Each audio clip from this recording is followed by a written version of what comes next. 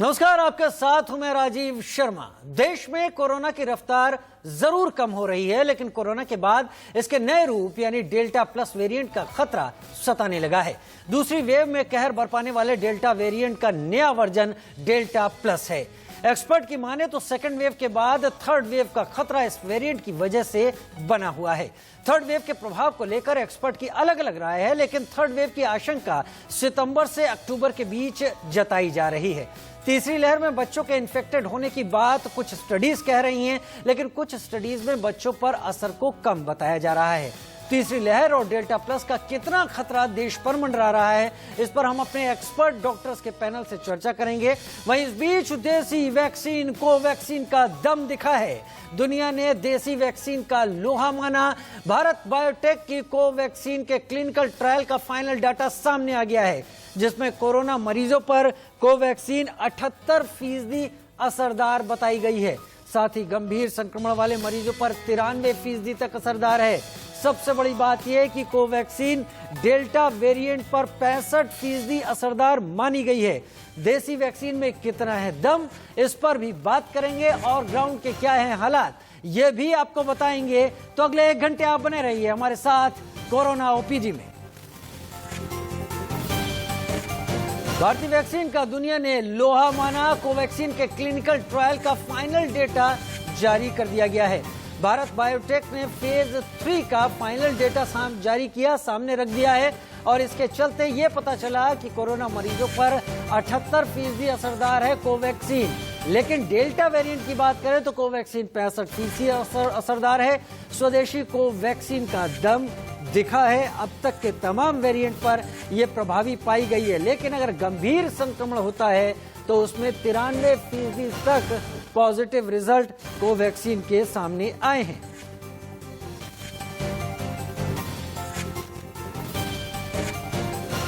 बड़ी खबर, कोरोना मरीजों के ऊपर कोवैक्सीन कितनी असरदार है। इससे पहले अमेरिका के भी तमाम रिसर्चर्स ने कोवैक्सीन को बहुत प्रभावी बताया था, उससे मिले आंकड़ों को प्रभावी बताया था। हालांकि कोवैक्सीन को अमेरिका में आपात इस्तेमाल की मंजूरी नहीं दी गई थी और उसके पीछे आंकड़ों की कमी बताया गया था, लेकिन अमेरिका से भी अब ये बातें आई हैं कि जिन आंकड़ों का अध्ययन उन्होंने कोवैक्सीन से जुड़े हुए किया है, उसमें कोवैक्सीन को बहुत बेहतर पाया है और ये नए ट्रायल के डेटा से भी साबित होता है।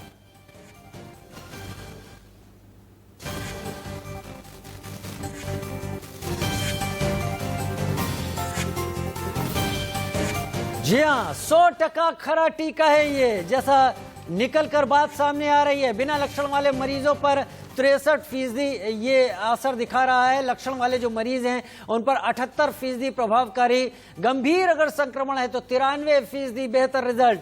और अगर डेल्टा वेरिएंट की बात करें, जिसके चलते माना गया कि भारत में दूसरी लहर ने इतना कहर बरपा कर दिया, उस पर 65% तक कामयाबी के साथ असर कर रहा है कोवैक्सीन टीका। 100% खरा टीका भारतीय कोवैक्सीन का।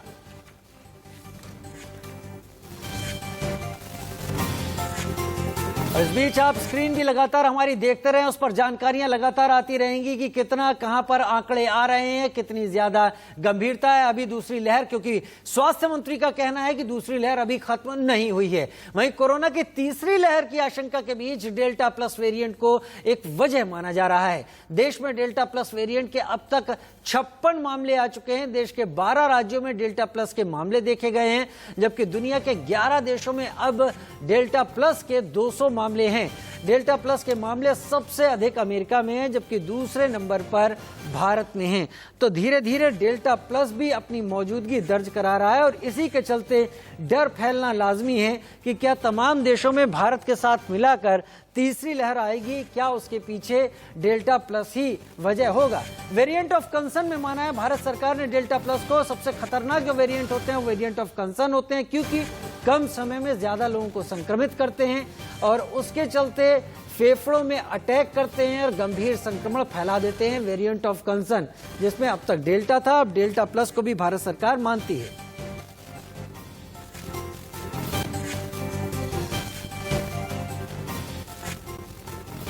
आरटीपीसीआर लैब्स हैं, जैसे जिला कांगड़ा में 2 हैं, एक मेडिकल कॉलेज टांडा में और आईएचपीटी पालमपुर में। गवर्नमेंट ऑफ इंडिया के आदेश के मुताबिक इनमें से हर फोर्टनाइटली 15 सैंपल जो है जीनोम सीक्वेंसिंग के लिए भेजे जाते हैं, जिसकी रिपोर्ट जो है एनसीडीसी दिल्ली से हमें प्राप्त परसों हुई थी।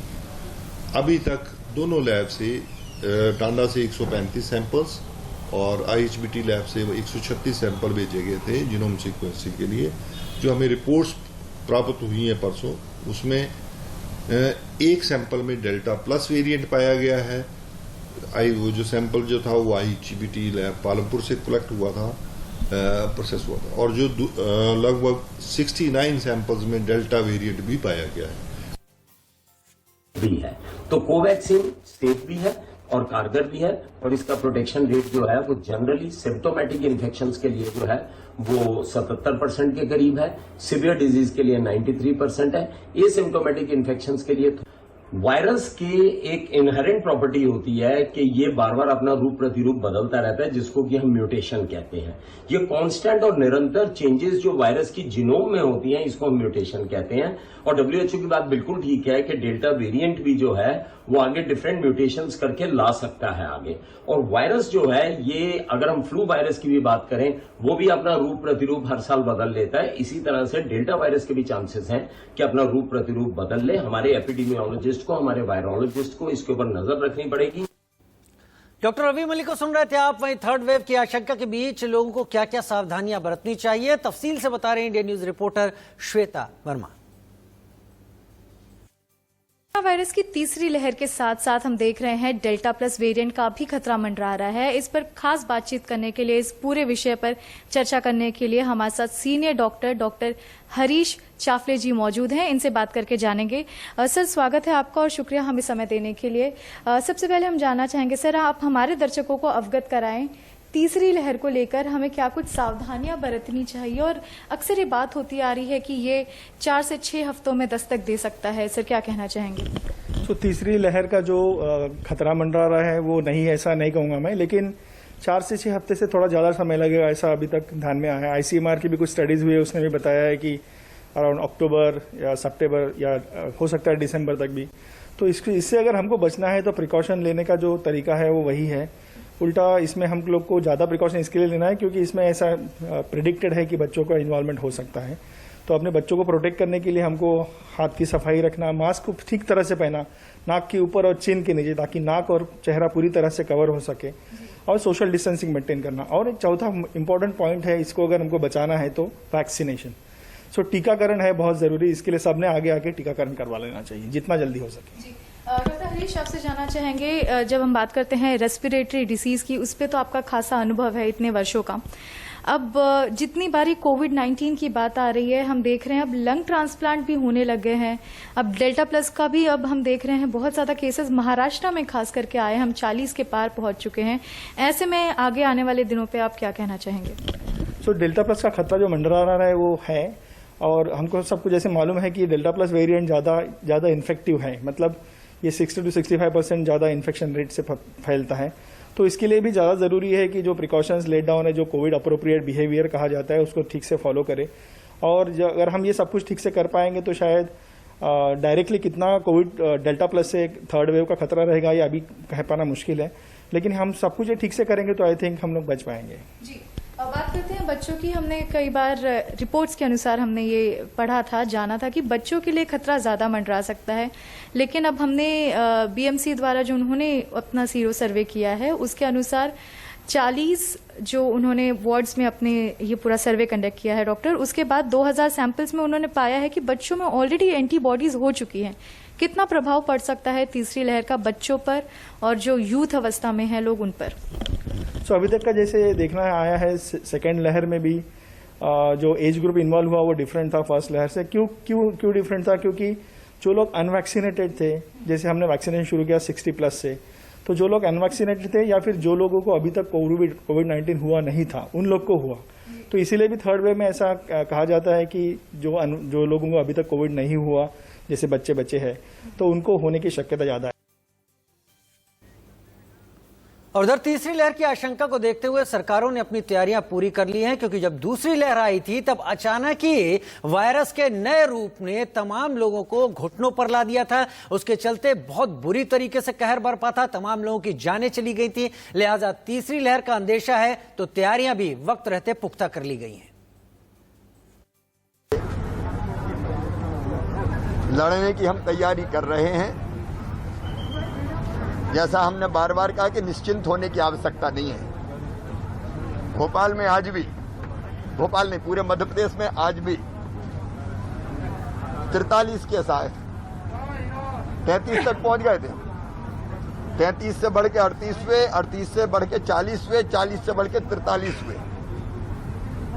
अब जब केस बढ़ रहे हैं तो हम निश्चिंत कैसे बैठ सकते हैं? बाकी प्रदेशों में भी कुछ जगह बढ़ रहे हैं, दुनिया के बाकी देशों में बढ़ रहे हैं। इसलिए जरूरत इस बात की है कि हम कोविड की तीसरी लहर से लड़ने की पूरी तैयारी करें। इस समय उद्योग के मंत्री थे, सहकारिता मंत्री भदौरिया जी थे, सभी लोग थे। तो ये तय हुआ था कि हम कैसे खुद की ऑक्सीजन प्लांट हर डिस्ट्रिक्ट हॉस्पिटल में, प्राइवेट हॉस्पिटल जो है उनमें, जो नर्सिंग होम है उनमें लगा सकते हैं। तो उसी के बारे में चर्चा करने के लिए तो ज़्यादा से ज़्यादा प्रमोट करेंगे सिलेंडर बनाने, ऑक्सीजन सिलेंडर बनाने वाली जो कंपनियां हैं उनके लिए। सितंबर अक्टूबर तक जैसी कि आशंका है वेव के बारे में, यदि ऐसा होता है तो हम लोग प्रिपेयर रहें, तैयार रहें। अचानक ऐसा ना हो कि फिर से ऐसी भागदौड़ करना पड़े। तो उसी की सारी तैयारी आज की बैठक में हुई थी। अपने कोविड ओपीडी में हम बात करेंगे तीसरी लहर की, हम बात करेंगे तीसरी लहर के होने वाले असर की, और यह भी बात करेंगे कि क्या ये बच्चों के ऊपर घातक हो सकती है, और साथ ही ये भी कि वैक्सीन को लेकर क्या तैयारियां होनी चाहिए, क्या तैयारियां अभी हैं, और कोवैक्सीन को लेकर जिस तरह से संभावनाएं दिख रही हैं इस भारतीय वैक्सीन के जरिए, उससे हम कितना उसकी मदद लेकर बच सकते हैं। मेरे साथ दो खास मेहमान जुड़ेंगे। मेरे साथ डॉक्टर विभू क्वात्रा इस वक्त जुड़ गए हैं, चेस्ट स्पेशलिस्ट के तौर पर, पीडियाट्रिशियन भी हैं, और डॉक्टर वृषाली भी मेरे साथ जुड़ गई है, पल्मोनोलॉजिस्ट हैं, वो भी हमको अपनी तमाम राय देंगी। शुरुआत कर लेता हूं क्योंकि हम तमाम मुद्दों पर बात करेंगे और हमारे जो दर्शक इन दोनों खास मेहमानों को सुन रहे हैं वो अपनी तमाम शंकाओं को सोचते रहें, टीवी पर हो सके फोन करें तो उस पर भी हम उनसे बात करवा सकेंगे, लेकिन तमाम जवाब उन्हें मिलेंगे इन डॉक्टर्स के जरिए। डॉक्टर विभू क्वात्रा, पहला सवाल तो मेरा आपसे यही कि क्या तीसरी लहर का आना निश्चित है, और क्या ये दूसरी लहर जो आई थी सेकंड वेव उससे कहीं ज्यादा गंभीर होगी, और क्या इस बार बच्चों पर गंभीर होगी? पहले तो देखिए कि तीसरी लहर आना इसलिए निश्चित कह सकते हैं क्योंकि कोविड अप्रोप्रिएट बिहेवियर जो है वो शायद हमारे देश में अभी इस समय कोई भी समझने को तैयार नहीं है। लोगों को लग रहा है कि दूसरी लहर खत्म हो गई तो अब वो बिल्कुल जो है वो अपना भीड़ भाड़ चल रही है। आपने देखा होगा कि शिमला वगैरह सब जगह पे जो है वो भीड़ लगी पड़ी है। तो इसलिए इस कारणवश जो है वो तीसरी लहर जो है वो हम इनएविटेबल कह सकते हैं। हम कह सकते हैं कि वो जरूर आएगी क्योंकि लोग सुधर नहीं रहे हैं।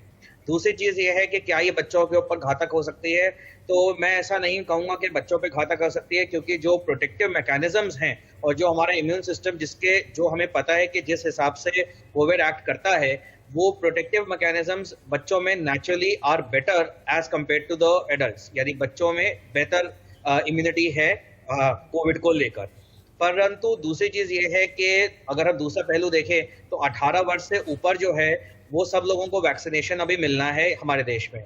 तो अब ये कह सकते हैं कि लहर आएगी और शायद नंबर कम हो, परंतु बच्चों का नंबर शायद थोड़ा ज्यादा हो सकता है अगर हम बीमारी का सोचें, लेकिन सीरियस होगा या लीथल होगा ऐसा हम नहीं कह सकते बच्चों के लिए। सीरियस वैक्सीनेशन नहीं लगी जी, सीरियस होगा, लेथल होगा ऐसा भी नहीं कह सकते जब तक उनको वैक्सीनेशन नहीं लग जाता। और आपका ये कहना है कि हम दरअसल अपने लापरवाही से इस बात को हम इंश्योर कर रहे हैं, सुनिश्चित कर रहे हैं कि तीसरी लहर आएगी ही आएगी। तो अगर आएगी तो उसके लिए हमें तैयार होना है। डॉक्टर वृषाली मेरे साथ इस वक्त जुड़ी हुई हैं। डॉक्टर वृषाली, डॉक्टर विभू क्वात्रा का कहना है कि हम रोक नहीं सकते, समाज को सुधरना होगा, उस व्यवहार को बदलना होगा। अगर नहीं भी बदला गया तो भी ये आएगी और बच्चों पर कितनी गंभीर होगी पता नहीं, लेकिन मैं आपसे बात यहां यह करूंगा कि यह मौसम बदलाव की ओर है। अभी भी हम करीब 50,000 के आंकड़े हमारे रोजाना आ रहे हैं। आजकल के दौरान में कितना खतरा है इस मौसम में, जब मौसम बदल रहा है, थर्ड वेव आने की 1-1.5 महीने में पूरी संभावना है, कितना इन्फेक्शन रेट बढ़ सकता है इन सारी कंडीशंस को देखते हुए? देखिए, ये मौसम के बारे में जो भी कहा जाता है ना कि हीट में वेव्स कम आएंगी, या अभी के मौसम में बारिश में, या जब ज्यादा ठंड है तब वेव ज्यादा आएगी, ये अभी तक हमने देखा है कि ऐसे कुछ हुआ नहीं है। ज्यादातर के ऐसे है कि जब भी कोई वायरस आ जाता है तो जितने लोग उसको फैलाते हैं वो पीक आ जाता है। उसके बाद जैसे केसेस कम हो जाते हैं ना, लोग अच्छे से बिहेव करने लगते हैं, मास्क पहनते हैं, थोड़ा सा बाहर जाना बंद कर देते हैं, तो हम देखते हैं कि उसमें एक ठहराव आता है। लेकिन जैसे अभी खुल गया सब कुछ, लॉकडाउन तो खुल गया, तो लोगों को लगता है कि नहीं खुल गया तो मास्क छोड़ो, मिलने जाओ, शादी करो, ये करो, पार्टी करो, वो थोड़ा कम होना चाहिए। देखो, एज भारत में हमारे पास सोशल डिस्टेंसिंग होना जरा मुश्किल है क्योंकि हमारी पॉपुलेशन बहुत ज्यादा है। लेकिन मास्क अगर लोग अच्छे से पहने, जितनी जरूरत है उतना एक दूसरे से मिले, तो भी ठीक हो सकता है। 50,000 का आंकड़ा इसके लिए है क्योंकि इन्फेक्शंस तो वो मतलब जो बोलते हैं ना कि स्लम्बर होते रहते हैं, इन्फेक्शंस वो कभी कम नहीं होते, बहुत कम बार ऐसे होता है कि वो टोटली कम हो जाते हैं। तो ये जो है कि इन्फेक्शंस जो है वो रहते हैं। हम अपना कहाँ जाके, मतलब मुझे इन्फेक्शन है, मैं 4 लोगों को जाके मिली तो मैं फैलाती हूँ। तो जब मेरा लॉकडाउन निकलता है तो मेरी ये संभावना फैलाने की ज्यादा होती है। जब तक कि मैं अंदर रहूं तो ये मैं एक बंदा दूसरे 4 बंदों को नहीं फैलाता। तो ऐसे हमारा वो वेव ऊपर नीचे होता, ना कि मौसम की वजह से। ठीक है डॉक्टर वैशाली, मौसम की वजह से उतना असर नहीं पड़ता है, लेकिन क्या ये सारी कंडीशंस इन्फेक्शन रेट को बढ़ाएंगी डॉक्टर वैशाली? और थर्ड वेव जो हम एक्सपेक्ट कर रहे हैं, क्या उसमें ये सारे फैक्टर्स कंट्रीब्यूट कर सकते हैं?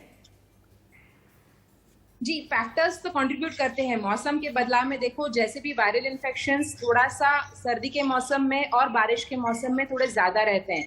बट आपने पिछली बार भी देखा होगा फर्स्ट वेव में कि हमने ऐसे नहीं देखा था कि कोई इन्फेक्शंस पर्टिकुलरली ज्यादा बढ़ते। हाँ जी, जुलाई से सितंबर बढ़े थे, लेकिन तब बाकी की चीजें थी, मतलब it was just an exponential rise जो बोलते हैं।